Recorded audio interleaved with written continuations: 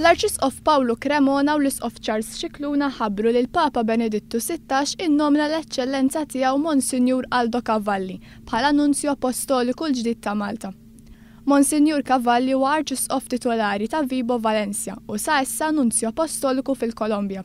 Il-kariga ta' Nunzju Apostoliku kienet vagata f'Novembru li għadda, meta l-Papa Benedittu XVI innomina lil Monsinjur Tommaso Caputo bħala l-Arċisqof ta' Pompei. Nunzju Apostoliku jirrappreżenta l-Papa u s-Santa Sede kemm mal-Knies lokali ta' Malta u Tgħawdex kif ukoll mill-awtoritajiet ċivili. Huwa jkun ukoll id-dekan tal-Korpi Diplomatiku Aggregat tar-Repubblika ta' Malta.